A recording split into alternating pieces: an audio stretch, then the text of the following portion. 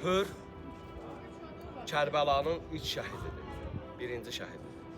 Ki İmam Hüseyn əleyhissalamın qabağını kəsmişdi, sonra gəldi oğlu ilə bərabər İmam Hüseyn əleyhissalamın yanına xəcalətli olduğunu bildirdi və tövbə elədi. Onun hidayət olmasının bir neçə səbəbləri var. Onlardan da ikisini sizə sadalayacağım.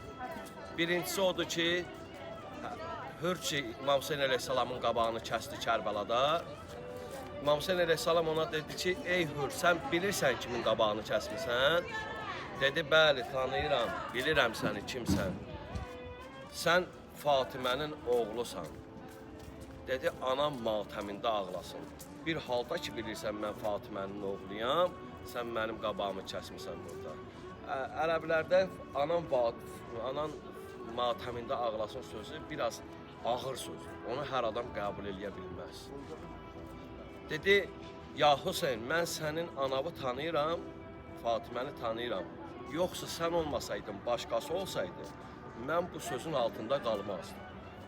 Amma Fatiməyə ehtiramım, məhəbbətim var, sevgim var. Xanım Zəhraya olan ehtiram onu hidayət eləməyə gətirdi, çıxartdı.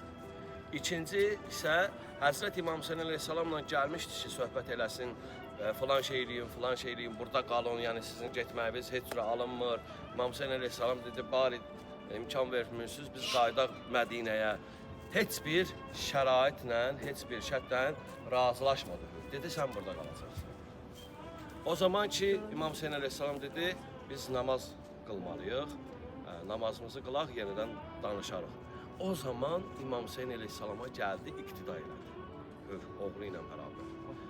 Namazda iqtida elədi.